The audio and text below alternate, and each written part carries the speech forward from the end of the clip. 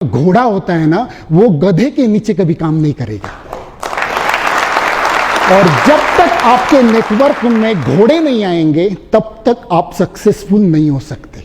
तो तुमको अगर पीएम बनना है तो कई सारे शेर आपको लगेंगे। तुमको अगर शिवाजी महाराज बनना है तो कई तानाजी मालुसरे जैसे मावला लोग लगेंगे।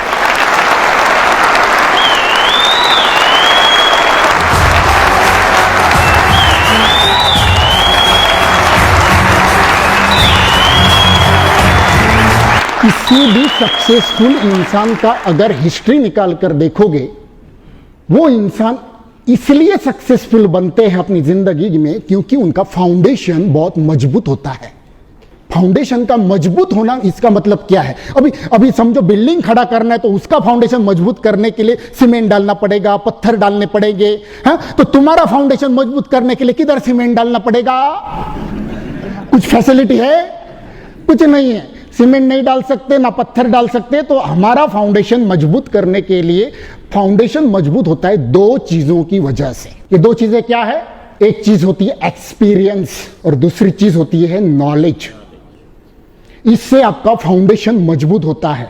अगर समझो मुकेश अंबानी किसी कारणवश अगर अनसक्सेसफुल हो जाता है या उसका धंधा नीचे आता है, मगर फिर से वो बाउंस बैक करता है। क्यों? क्योंकि उसका फाउंडेशन मजबूत है। जिस पेड़ का फाउंडेशन मजबूत है उसको कितनी भी बार काटो वो फिर से खड़ा रहता है, तो फिर से खड़ा रहता है। तो फाउंडेशन मजबूत होने का बेनिफिट यह है कि कितने भी अनसर्टन सिचुएशन में, अनिश्चितता की काल में, नेगेटिव सिचुएशन में कस्टमर तुमको ना बोल रहा है और तुम उसको हाँ में बदलना चाहते हो, मगर आदमी एक बार बोल के देखता है, दो बार बोल के देखता है, तीन बार बोल के देखता है और साधारण इंसान चौथी बार पूछता ही नहीं, वो गेम को क्विट कर देता है। गेम को क्विट करने के बाद वो घर चला आता है और वो गेम को हार जाता है। मगर जिसका फाउंडेशन मजबूत है उसके पेशेंस भी बहुत मजबूत होते हैं। वो 3 बार नहीं, 4 बार नहीं, 6 बार, 10 बार, 20 बार वो पूछ के देखेगा। ऐसे लोग एक लड़की को पटाना अगर है तो पटा कर ही छोड़ते हैं। उसका फाउंडेशन उनका मजबूत होता है।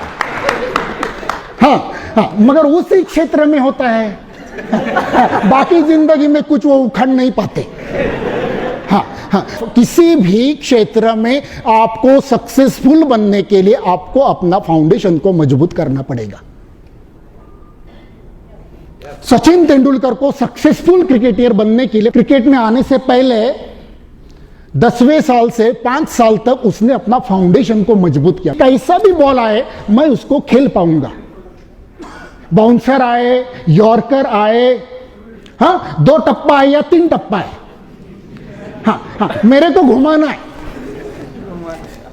तो ये एक माइंडसेट बनाने के लिए थोड़ा वक्त लगता है ना। जब क्रिकेट में जब सचिन तेंदुलकर खेलने लगा तो फौरन क्या होगा, जैसे इंटरनेशनल क्रिकेट में आ गए बड़े बड़े, जैसे दक्षिण अफ्रीका का डोनाल्ड और कई सारे बड़े बड़े बॉलर्स उसके सामने थे।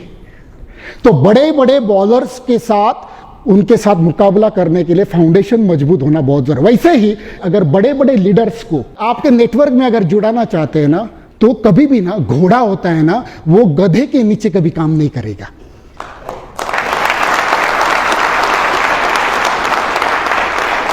और जब तक आपके नेटवर्क में घोड़े नहीं आएंगे तब तक आप सक्सेसफुल नहीं हो सकते। तो तुमको अगर पीएम बनना है तो कई सारे शेर आपको लगेंगे। तुमको अगर शिवाजी महाराज बनना है तो कई तानाजी मालुसरे जैसे मावला लोग लगेंगे।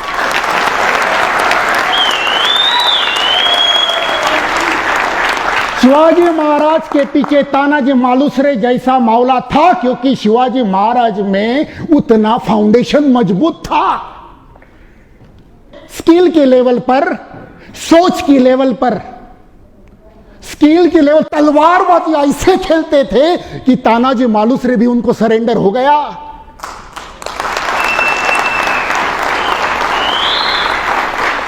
और उनका सोच इतना भयंकर क्लैरिटी उसमें था, स्वराज्य की स्थापना मैं करके रहूंगा, कॉन्फिडेंस देखकर तानाजी मालुसरे सरेंडर हो गया।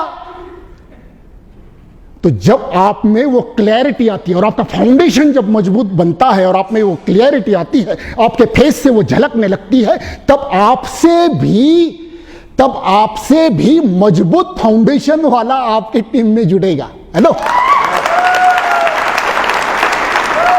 और उस दिन आपका विनिंग, उस दिन आपकी विजय निश्चित है, जिस दिन तेरे से भी पावरफुल इंसान तेरे नीचे आएगा। याद रखना मेरी बात को।